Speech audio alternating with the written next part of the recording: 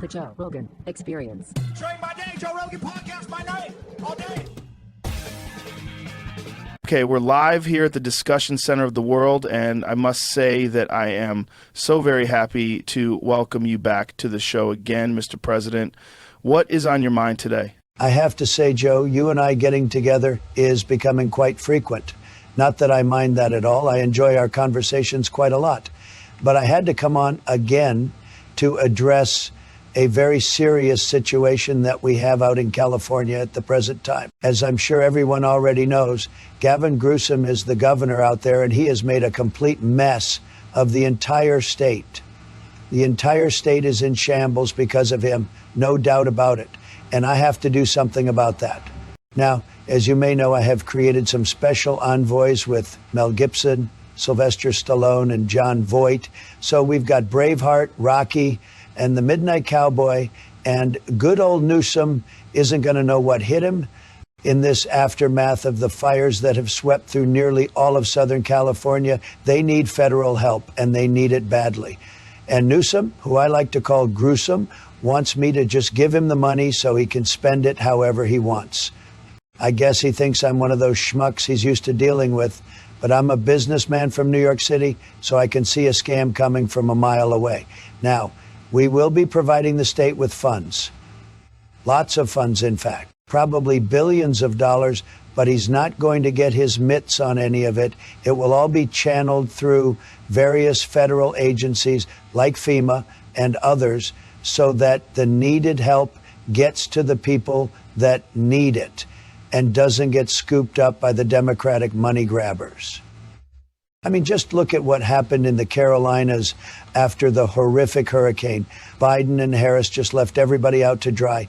They gave them a paltry $750. These people just lost everything, and they offer them a measly $750. That's pathetic. And I am not going to let the same sort of thing happen out in California. No, I am not a huge California fan. I think everybody already knows that. But those people have lost their homes and everything else that they worked their entire lives for. The insurance companies are screwing everybody over, and I'm getting the Justice Department involved in looking into all of that. Plus, with all the cockamamie regulations they have in place out there, even if they do get an insurance payout, they couldn't rebuild their homes.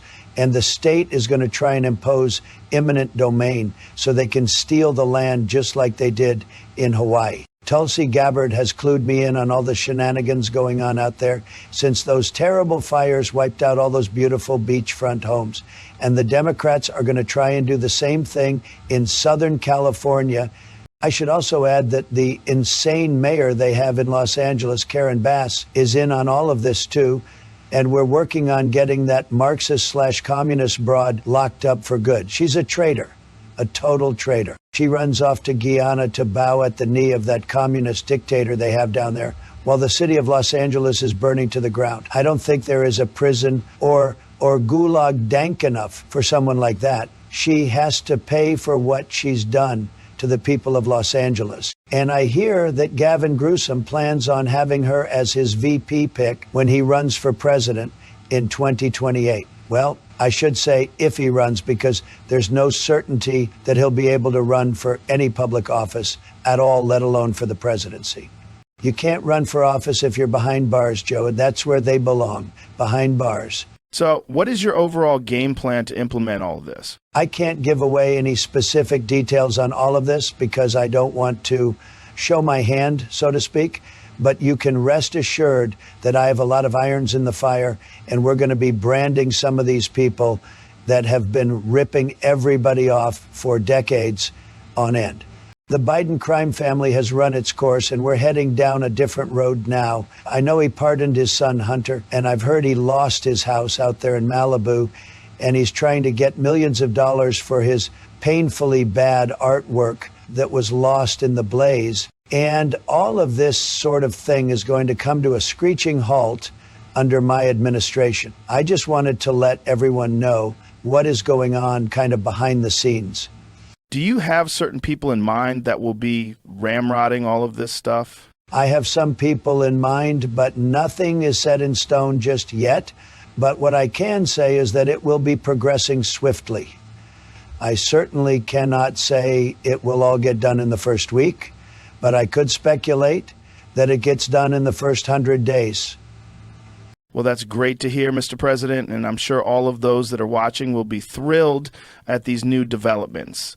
Oh, and by the way, Joe, I saw that video you did with Graham Hancock and that dribble character, and you guys are right. He does look like that swarmy Nazi guy in the Indiana Jones movie. Yeah, he really comes off as a cold fish kind of guy. I don't know exactly what his problem is, but the guy certainly has some issues. I think it's the typical small man complex. I see the same thing with little Marco. I sure threw that dog a big bone with the appointment to Secretary of State, and I got to say he better pay some dividends for that investment. Well, look, I know you're busy as hell with the inauguration coming up and all, and I don't want to take up any more of your time. But again, let me say how grateful I am that you decided to stop by. And with that, we are out of here, everybody. Joe Rogan Podcast, check it out. The Joe Rogan Experience. Train by day,